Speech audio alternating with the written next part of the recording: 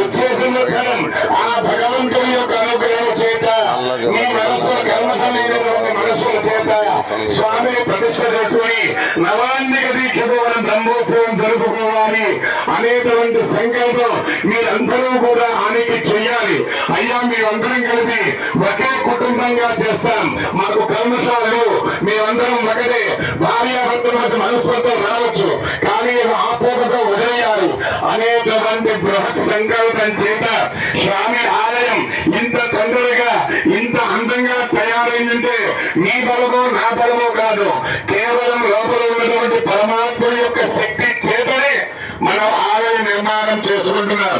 మరి చక్కగా ఒక రూపంతో ఎక్కడా లేనటువంటి నామాలు, ఎటు చూసినా నామాల స్వామి, ఎటు చూసినా శంకర స్వామి, ఎటు చూసినా సుదర్శన చక్రంతో దుష్టులను సంహరిస్తా భక్తులను కాపాడుకుంటా అనేటువంటి రీతిలో స్వామి ఇక్కడ ఉద్భవించారు.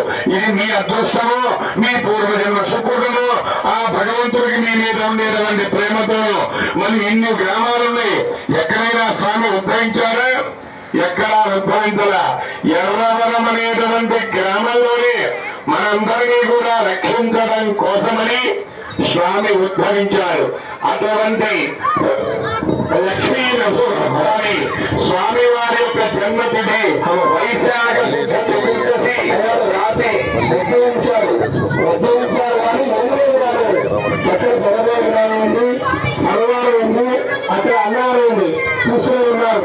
ఈ గోదావరి ఉపయోగించింది కానీ వెలుగులో రాలేదు, వెలుగులోకి వచ్చిన రోజు లేదు పవిత్ర దేశాల్లో. అందుకనే స్వామి శక్తి ఆ విధంగా ఉన్నది.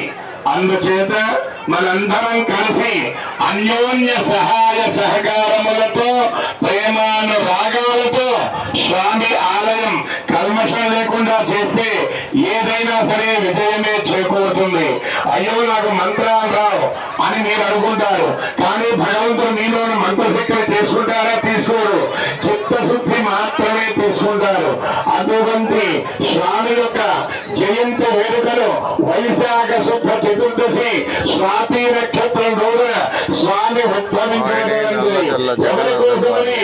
ప్రఖ్యాతులైనటువంటి ఒక పరమ భక్తాగ్రేషుడు ఆ యొక్క హిరణ్యకశిపుని యొక్క గర్భాల జన్మించి అనేక రకములైనటువంటి నానాజుల భక్తితో చేస్తూ ఉంటే నేను ప్రఖ్యాత ఎక్కడున్నాడే అని దేవుడు అని చెప్పంటే ఇందు దేవుడు అందులో సందేహమాడు, నా స్వామి ఎక్కడైనా ఉంటారు స్వామి అని చెప్పని స్వామి స్తంభంలో ఉన్నాడు అని చెప్పనగానే తన యొక్క గదతో ఆ స్తంభాన్ని ఛేదించినప్పుడు స్వామి ఒక ఉగ్ర నరసింహుడుగా ఉద్భవించినటువంటి శుభదినమే వైశాఖ శుద్ధ చతుర్దశి.